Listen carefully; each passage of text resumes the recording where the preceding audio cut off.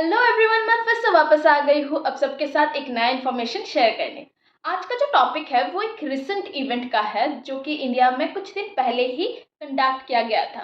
हाँ, अपने right guess किया है, G20 समिट के बारे में। तो चलिए जान लेते हैं G20 समिट है क्या एक्चुअली, इस इवेंट में कौन कौन पार्टिसिपेट कर सकता है, ये एक्चुअली फॉर्म क्यों हुआ है, कब हुआ है और भी बहुत कुछ।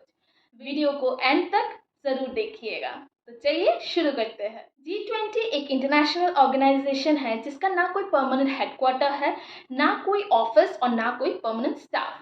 और इसका जो लीडरशिप है वो एनुअली रोटेट होता रहता है अमंग इट्स मेंबर्स, और ये मेंबर के एग्रीमेंट से ही डिसाइड होता है कि अपकमिंग G20 कौन इवेंट कंडक्ट करेगा। तो चलिए अभी जान लेते हैं G20 समिट कब फॉर्म हुआ और इसका पर्पस क्या है। G20 समिट फॉर्म हुआ 26 सितंबर 1999 को, जो 23 इयर्स हो चुका है अभी।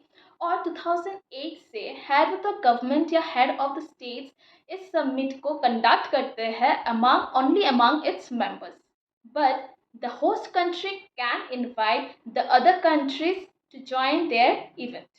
तो अभी जानते हैं इसका पर्पस क्या है।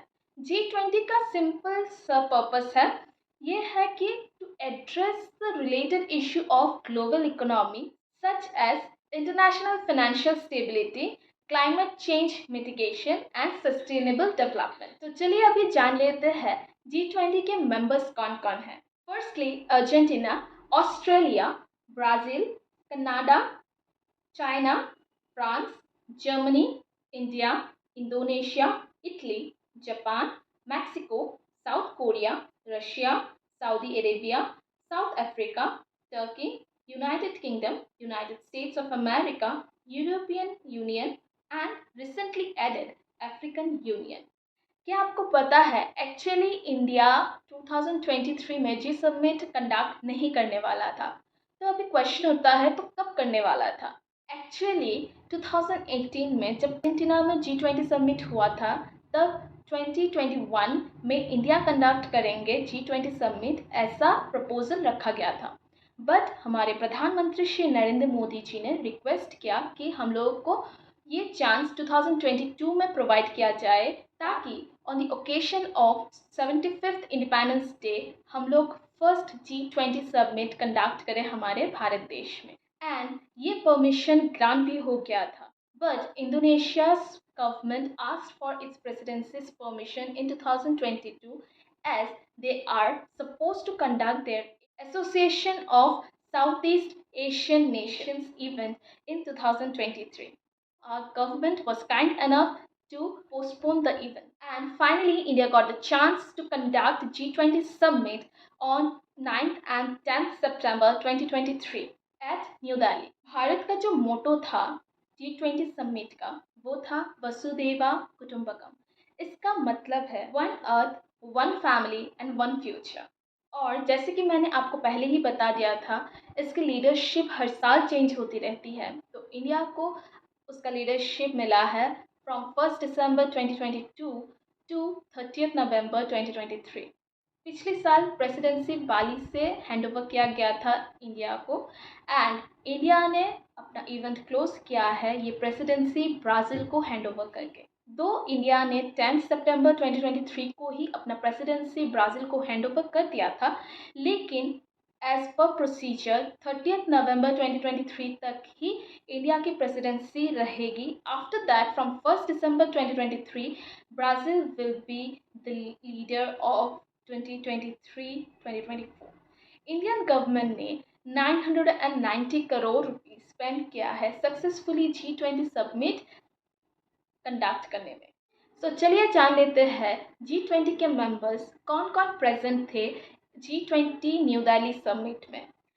President of Argentina, prime minister of Australia, president of Brazil, prime minister of Canada, premier of China, president of France, chancellor of Germany, prime minister of India, president of Indonesia, prime minister of Italy, prime minister of Japan, ministry of economy Mexico, president of South Korea, foreign ministry of Russia, Prime Minister and Crown Prince of Saudi Arabia, President of South Africa, President of Turkey, Prime Minister of United Kingdom, President of United States, President of the European Commissioner and European Counselor of European Union। इसके अलावा Indian government ने और भी countries को invite किया था।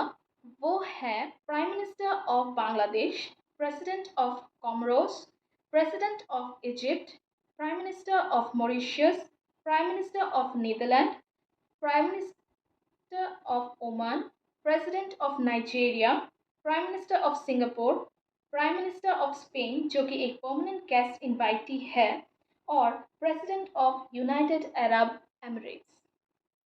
इसके अलावा इंटरनेशनल ऑर्गेनाइजेशंस को भी इनवाइट भेजा गया था भारत के द्वारा। तो चलिए जान लेते हैं वो कौन से ऑर्गेनाइजेशंस हैं जिनको इनविटेशन भेजा गया था। President of Asian development bank, director general of coalition for disaster resilient infrastructure, chair of financial stability board, managing director of international monetary fund, director general of international labour organisation, Director General of International Solar Alliance, then Secretary General of Organization for Economic Cooperation and Development, Secretary General of United Nations, President of World Bank, Director General of World Health Organization and Director General of World Trade Organization। तो ये रहे members and invitees की list. तो चलिए अभी जान लेते हैं ये जो इवेंट कंडक्ट किया गया था उसका आउटकम क्या निकला। The very first, European union की तरह ही अफ्रीकन यूनियन भी अभी एक परमानेंट मेंबर बन चुका है G20 का। सेकेंडली, नया ऑर्गेनाइजेशन एक लॉन्च किया गया है जिसका नाम है ग्लोबल बायोफ्यूल अलायंस, जिसके माध्यम से ये प्रमोट किया जाएगा for the development and sustainable use of biofuel and set relevant standards and certifications. Thirdly, New Delhi Leaders Declaration was adopted with consensus. And number fourth, बहुत सारे देशों ने मिलके ये joint agreement किया है to build rail and shipping corridors linking India and Middle East and Europe countries, which will be called as India Middle East Europe Economic Corridors। ये रही कुछ जानकारियाँ G20 इंडिया समिट के बारे में। अगर आपको ऐसे ही इंफॉर्मेशन अच्छा लगता है और आप ऐसे ही इंफॉर्मेशन सुनना पसंद करते हैं तो please don't forget to subscribe my channel and like the video and share with your friends and family because it matters. Thank you for watching.